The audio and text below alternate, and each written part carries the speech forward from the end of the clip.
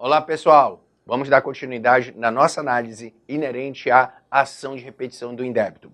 E agora, um ponto bem importante que eu quero analisar com vocês corresponde à ação de repetição cumulada com uma anulatória. Isso é possível, sim, porque, na verdade, o que vai determinar a possibilidade de eu poder cumular com uma ação anulatória? É porque ambas são ações de rito ordinário. Então, com uma consequência, eu entro com uma ação com rito ordinário e peço efeitos tanto para o futuro quanto para o passado. Então, vou dar aqui exemplos para a gente poder visualizar em que situações caberia o ajuizamento de uma ação de repetição cumulada com ação anulatória. Vamos imaginar aqui a seguinte situação, que a Fazenda Pública ela vem me cobrando, por exemplo, sou uma pessoa jurídica e ela vem me cobrando ICMS. ICMS é um imposto que tem que se pagar todo mês. Ou seja, você dá a saída da mercadoria de seu estabelecimento em determinado mês e aí o que acontece? Analisa esse período, ou seja, verifica tudo que você tem que pagar referente a esse mês para pagar no mês subsequente. Então, por exemplo, se tudo que eu dei a saída da mercadoria em janeiro, eu vou pagar em fevereiro. De fevereiro, eu vou pagar em março. E assim sucessivamente, certo?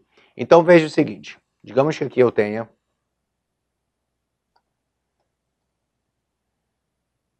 a seguinte situação. Certo? Com relação ao ICMS, tá?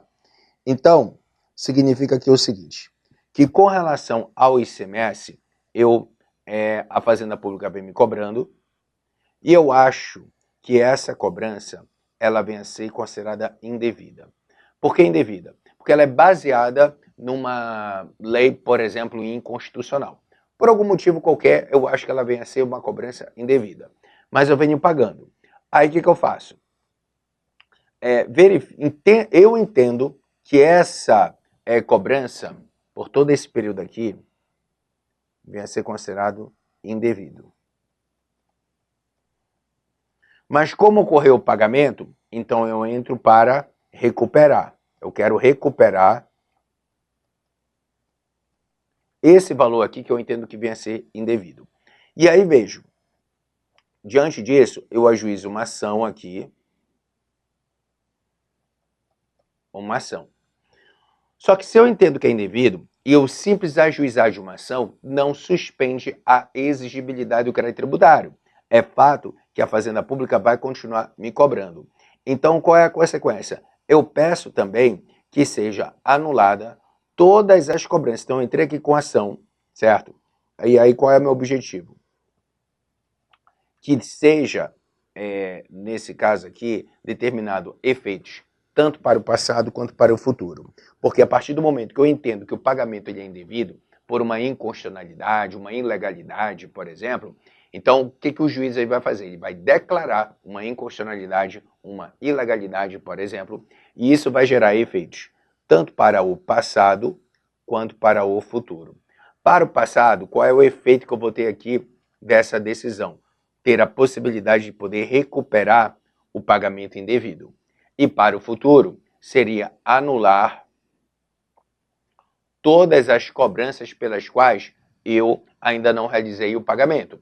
Então, toda cobrança que a Fazenda Pública estiver me fazendo, baseado em uma ilegalidade ou inconstitucionalidade, de acordo como eu mencionei aqui para vocês, eu vou pedir para que o juiz ele possa anular.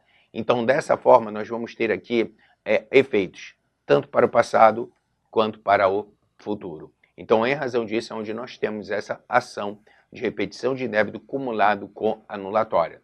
Alguns falam simplesmente em ação ordinária. Tem gente que nem dá o nome. Vem ajuizar uma ação ordinária. E aí, o efeito de repetir e anular vai estar lá nos pedidos. Então, é importante a gente observar esse detalhe. Ok? Então, passando disso, nós temos também, dentro da ação anulatória, análise inerente ao prazo de prescrição. O que acontece? A partir do momento pelo qual ocorre o pagamento indevido, surge para a pessoa a possibilidade de poder recuperar o indébito. Porque toda vez que eu estou falando na possibilidade de repetir o indébito, é porque eu tenho que pressupor que já ocorreu um pagamento. E o pagamento foi considerado como sendo indevido.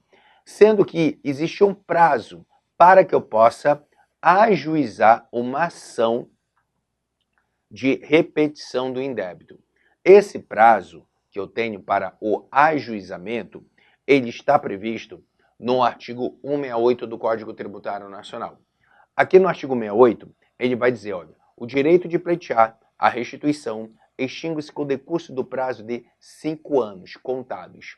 Então aqui é importante observar que eu tenho um prazo de 5 anos para ajuizar uma ação de repetição de débito. E aí ele traz o inciso 1 e o inciso 2. No inciso 1, quando ele fala nas hipóteses do inciso 1 e 2 do artigo 65, da data da extinção do crédito tributário. Quando eu falo da data da extinção, o que nós podemos interpretar aqui? Na data do pagamento. Só que aqui teve uma discussão muito grande e a gente precisa entender essa discussão para saber como é que se aplica hoje com relação a tributos lançados por homologação. Por quê? O STJ, ele tinha um entendimento para tributos lançados por homologação que não era a partir do pagamento indevido, mas era um outro momento temporal. O que acontece? Quando se fala com relação ao lançamento por homologação, onde é que nós vamos encontrar? Lá no artigo 150 do Código Tributário Nacional. Então, vamos aqui visualizar no artigo 150 do CTN.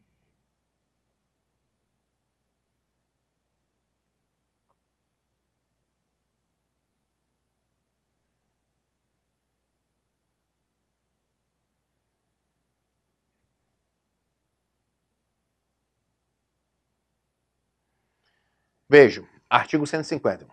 O lançamento por homologação que ocorre quanto aos tributos cuja legislação atribua ao sujeito passivo o dever de antecipar o pagamento sem prévio exame da autoridade administrativa, opera-se pelo ato em que a referida autoridade, tomando conhecimento da atividade assim exercida pelo obrigado, expressamente a homologa. Parágrafo 1º. O pagamento antecipado pelo obrigado, nos termos desse artigo, extingue o crédito, sob condição resolutória da ulterior homologação do lançamento. Parágrafo 2º. Não influi sobre a obrigação tributária quaisquer atos anteriores à homologação, praticados pelo sujeito passivo ou por terceiro, visando a extinção total ou parcial do crédito. Parágrafo 3º.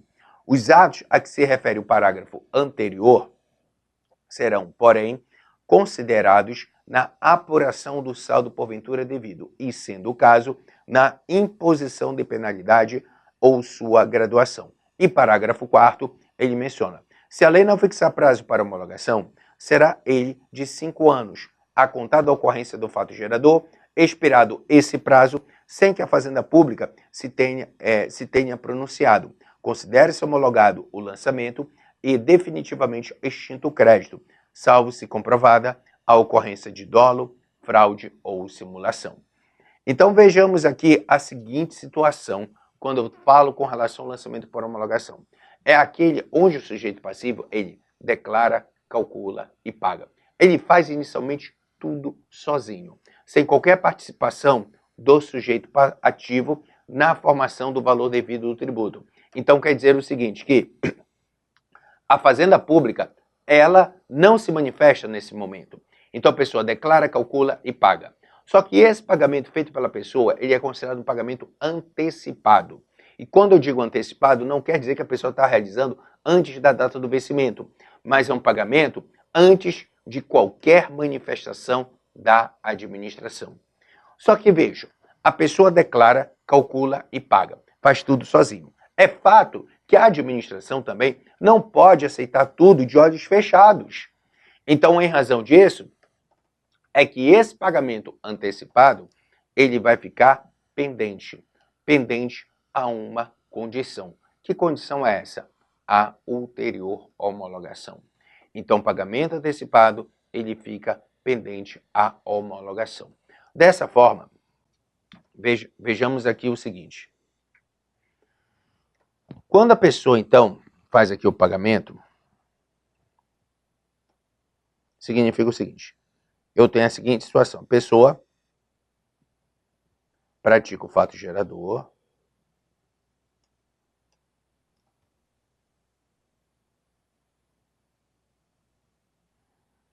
Aí, ela realiza uma declaração.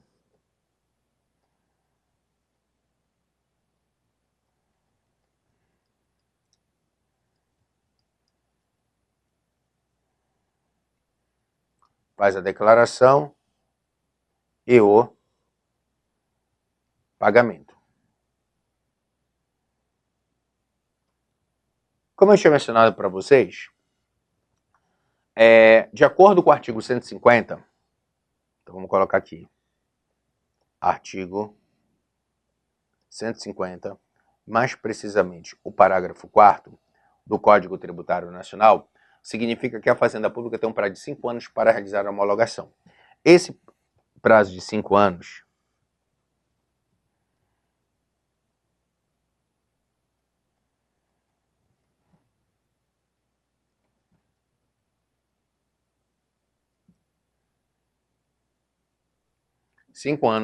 para realizar aqui a homologação, que a gente vai chamar de homologação expressa, ele não vem a ser contado do pagamento, mas, como menciona lá no parágrafo 4º do artigo 150, coloca aqui, do fato gerador.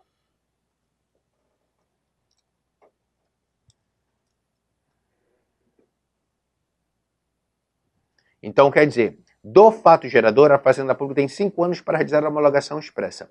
Caso ultrapasse esse prazo de 5 anos, sem que ela tenha se manifestado expressamente, vai ocorrer o que a gente chama de homologação tácita. E aí o que acontece? Seja homologação expressa ou a tácita, de acordo com o artigo 156, inciso 7, do Código Tributário Nacional, será extinto o crédito tributário. Pois bem, por que eu estou falando tudo isso aqui? Para a gente entender o entendimento do STJ e mostrar para vocês como é que está hoje. O que ocorre? O STJ, quando ele falava sobre ação de repetição de indébito no seu prazo prescricional em tributos lançados por homologação, o que ele falava? Olha, não conta-se do pagamento. Por que acontece? Quando a pessoa realizava aqui o pagamento,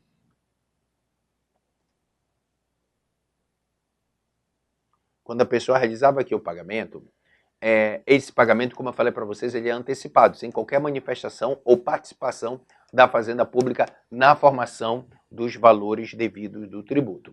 Então, o que acontece? A pessoa realizava o pagamento e esses valores ficavam ali, na conta da administração. Só que, em nenhum momento, a administração se manifestou com relação a esse pagamento. E qual era o entendimento do STJ? Quando a pessoa faz o pagamento sem que a Fazenda Pública tenha se manifestado, então quer dizer que não houve em nenhum momento uma negativa em devolução da administração. Dessa forma, faltava, de acordo com o entendimento do STJ, interesse de agir. Por quê? Porque a pessoa que pagou a maior, que pagou de uma forma indevida, não oportunizou a administração em dizer se ela devolveria ou não. Então o STJ entendia o seguinte, olha, não é contado do pagamento quando se fala com relação ao lançamento por homologação.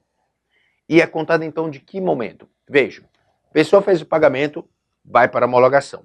Só que a Fazenda Pública tem 5 anos contados do fato gerador para realizar a homologação inerente ao pagamento. O que ocorre? A homologação, ela é tecnicamente considerada um controle de legalidade. Então é nesse momento onde a admissão vai dizer o seguinte, ó, se a pessoa pagou correto, se a pessoa pagou de forma errada. Então, nesse caso, é um controle de legalidade. Diante desse cenário, o STJ diz o seguinte, olha, quando ocorrer essa homologação, seja expressa ou tácita, por ali ser considerado um controle de legalidade e a administração, ao homologar, não falasse nada, então já estaria presumido a negativa da administração.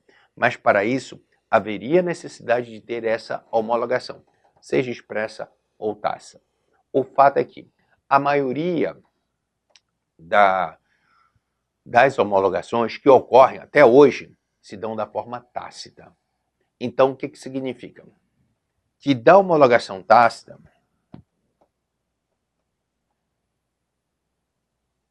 onde estava aqui presumido a negativa da admissão, porque homologou tacitamente, já fazendo a prova, ficou de boca calada, não fez nada, surgiria o prazo de 5 anos para o ajuizamento da ação de repetição de indébito. Então, o STJ ele aplicava aqui agora o artigo 168, que nós vimos, inciso 1 do CTN. Então, o que ele fazia? Ele combinava o artigo 150, parágrafo 4º, ao artigo 68, inciso 1 do Código Tributário Nacional. Isso aqui, dentro dessa formatação, pelo qual eu mencionei aqui para vocês, ficou conhecido como a tese 2.5+5. 5 anos para homologar e 5 anos para ajuizar uma ação de repetição de indébito. No total, a pessoa poderia chegar até 10 anos contados da ocorrência do fato gerador. Okay? Então, praticou o fato gerador, poderia ter até 10 anos para o ajuizamento da ação de repetição de indébito. Logicamente, se ocorresse a homologação expressa, o início desses 5 anos aqui seria, de uma certa forma, antecipado. Então, quer dizer, que o início desses 5 anos seria antecipado para a própria homologação expressa e não a homologação tácita. A homologação tácita, se ela não falasse nada. Se manifestasse, homologação expressa, e daqui que começaria a contagem do prazo de 5 anos. Ok? Beleza. Então, isso aqui, como eu mencionei para vocês, ficou conhecido como a tese 2.5+5. Beleza. O que ocorre? Em 2005, foi publicada uma lei complementar. Lei Complementar 118. Vou até procurar aqui para vocês.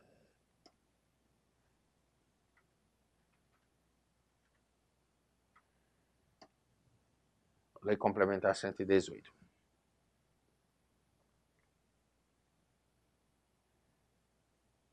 E aqui no seu artigo 3º, cadê?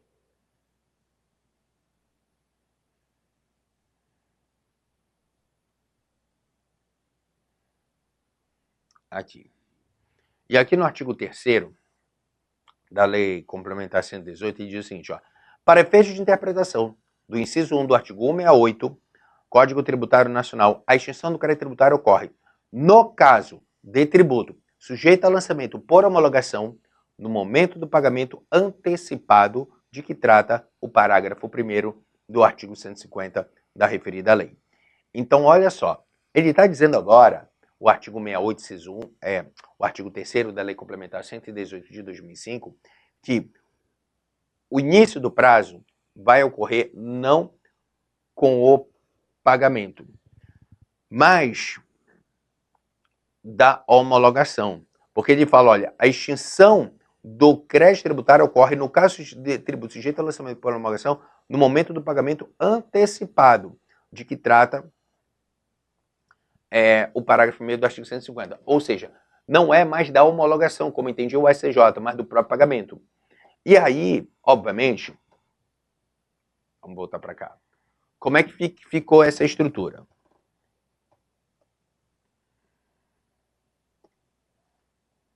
Então, daqui do pagamento antecipado,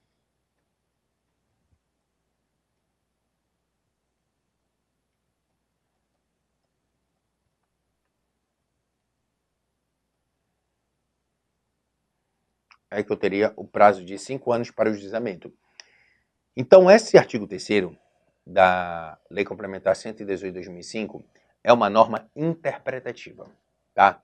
Ou seja, ele veio para interpretar o artigo 168, inciso 1 do Código Tributário Nacional. Dessa forma, esse artigo, nesse artigo 3º, o que acontece? Ele veio com o objetivo de dizer como se interpreta. Isso é uma forma de interpretação autêntica. Por que interpretação autêntica?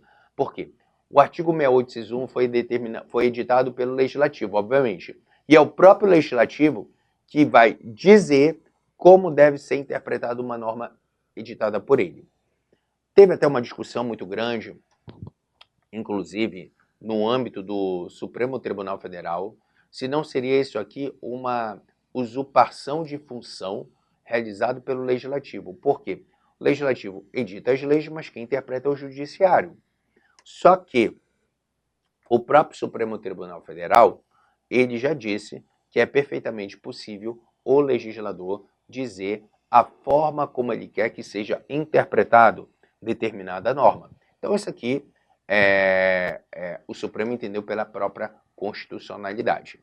Só que aí, veja o seguinte, então ele diz, é constitucional o artigo 3º da Lei Complementar 118 de 2005. No entanto, tivemos aqui o artigo 4º. O artigo 4º, olha o que ele falou. Esta lei entra em vigor em 120 dias após sua publicação, observado, quanto ao artigo 3º, o disposto no artigo 106, inciso 1 do CTN. O artigo 106, inciso 1, ele fala normas meramente interpretativas, aplica-se retroativamente. Então, vamos voltar aqui para o Código Tributário Nacional, 106, inciso 1, que eu vou mostrar aqui para vocês.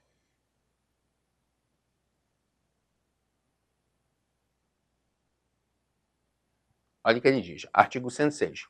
A lei aplica a ato ou fato pretérito, em qualquer caso, quando seja expressamente interpretativa, excluindo a aplicação de penalidade à infração dos dispositivos interpretados. Então veja o seguinte, aqui ele fala com relação que a lei deve ser, quando ela é expressamente interpretativa, aplica-se retroativamente. No entanto, o STF e o próprio STJ também, eles vão dizer o seguinte, olha, a lei interpretativa só pode retroagir na hipótese dela não gerar reflexo patrimonial. E aqui, o artigo 3º, ele gera um reflexo patrimonial. Por quê?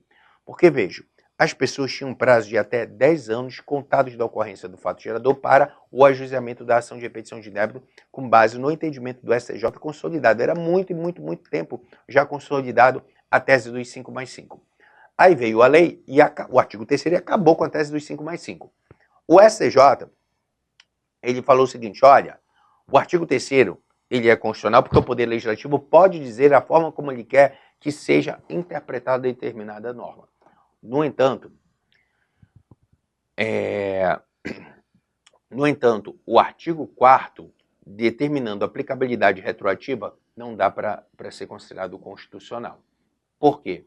Porque eu estou, tecnicamente, na prática, diminuindo o prazo prescricional. Se eu estou diminuindo o prazo prescricional, não o prazo em si, mas com essa nova interpretação, na prática, você vai diminuir. Porque se antes era da homologação e agora é do pagamento, então vai ser, ou seja, sempre um prazo, o início do prazo prescricional começa no momento anterior. E se ele começa no momento anterior, então é porque eu tenho um reflexo patrimonial. Sendo assim, veio o STJ e diz, olha, não pode ser aplicado o artigo 106, inciso 1 do CTN nesse caso.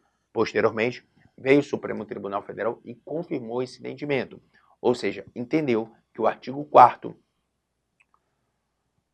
da Lei Complementar 118 de 2005 viola a segurança jurídica e, portanto, ele é inconstitucional. Então, dessa forma, eu só vou aplicar da Lei Complementar 118 de 2005 em diante. Então, hoje, qual é o entendimento com relação ao prazo prescricional? Exatamente do pagamento, porque o artigo 3º está valendo. Ou seja, o artigo 3º da Lei Complementar 118 de 2005 veio dizendo como deve ser interpretado o artigo 168, inciso 1 do CTN, e nesse caso veio o Código Tributário Nacional, veio o STJ e diz, olha, é constitucional, inclusive confirmado pelo STF. Está valendo o artigo 3º e hoje, então, conta-se do pagamento indevido. Ok? Então, se dá dessa forma, onde inicia-se o prazo, quando ele é considerado como sendo prescricional para ação de repetição de débito. E esse é o que está no inciso 1. Já o inciso 2, vamos lá. Artigo 168.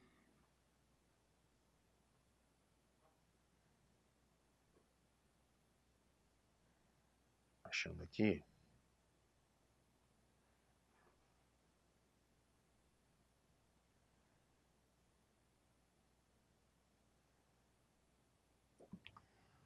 No artigo 68, ele fala: o direito de pleitear a restituição extingue-se com decurso para 5 anos contábeis. 2.